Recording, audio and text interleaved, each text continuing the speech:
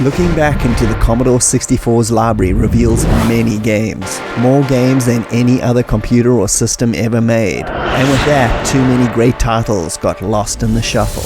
This series is dedicated to highlighting these forgotten gems. Welcome to Commodore 64 Deep Cuts.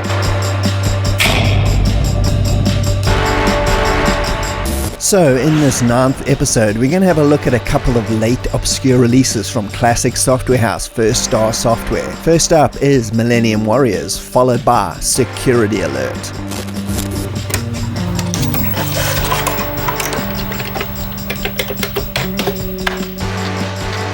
First Star Software are often remembered for their two huge hit franchises, namely Boulder Dash and the Spy vs. Spy trilogy, but their later releases have largely been forgotten, which brings us to Millenium Warriors, a Commodore 64 exclusive released in 1989 in the US, published by First Star. A game launched at pretty much the beginning of the versus fighting game's huge jump into the mainstream, so the timing could not have been possibly any better. The game puts you in the role of Prince Kronos, a soon-to-be galactic king. But in order to ascend to the throne, you must pass a test of battle, jumping through 5 different time zones and fighting Earth's most savage opponents one-on-one style, including the prehistoric caveman era, medieval times, Arabian flying carpet battles, pirate duels, and the final futuristic battle in space. Survive all that and you become Galactic King. Good luck, soldier. The game is a very well-made and visually appealing versus affair, with some unique touches as well. It offers up your usual 1 or 2 player modes, plus the full story 1-player quest with multiple difficulties. Not only do you get to slog it out in your usual style, but you have a health, energy, and weapons bar, which you'll have to manage strategically or else you'll be in serious trouble. 0 health and you die. 0 energy and you die. Energy is used anytime you swing a melee weapon or fire a projectile. And 0 energy on a weapon breaks it, and one will come back after a few seconds, but you'll be left vulnerable in the meantime. In the battlefield, items will drop to boost various energies, so the back and forth tug of war to defeat your opponent can become pretty epic. It also switches up the versus formula, as 3 time zones are melee style stab fests and 2 are projectile based shooters, where you'll don a magic carpet throwing spells at each other, or the final end 0 gravity laser battle. It's fun and adds variety into a genre that's pretty straightforward from beginning to end, generally speaking. The gameplay is very fast paced, although the battles can sometimes become a long back and forth, which is my only pet peeve. The sound effects are very good, especially the caveman grunts and the metal clashing in the medieval zones, and the graphics are very detailed and well animated. The game was probably a victim of people already having moved on to the 16-bit era at this point and got completely lost in the shuffle. Zap64 actually gave it a respectable 68% overall, and honestly had nothing major bad to say about it, and I feel it's a game that's well worth checking out if you love the genre and the old bread box itself. We interrupt our program to bring you this important message.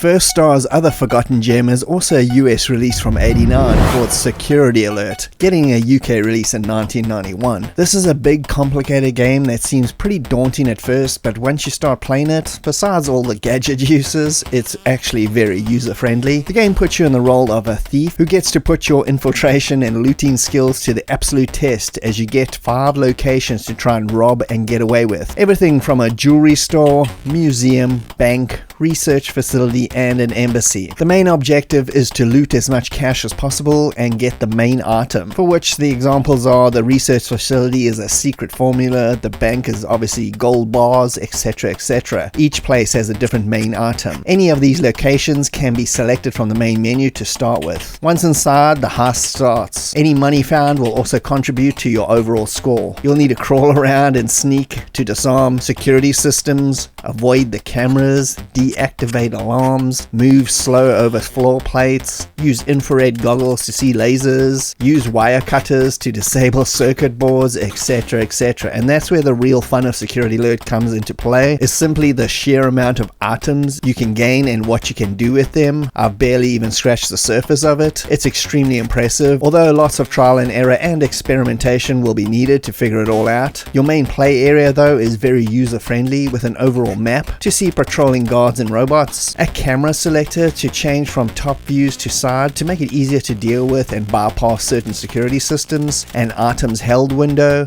a close-up of the objects you are interacting with, and a notepad in the top right for picked up clues that you can find in notebooks to help you out. The main gameplay trope though is really finding the best way to tackle each area and where to find those useful items. It almost has a puzzle element to it. The graphics are very nice and bold, and I love the multi-angle aspect to it. Sound is very minimal but functional, and everything is 100% joystick, with no real need for extra keyboard input in gameplay, which simplifies how to play it. It's simply a cool original game that managed to mix elements of They Stole a Million and LA Crackdown, plus adds a whole lot of its own originality into a completely forgotten C64 title.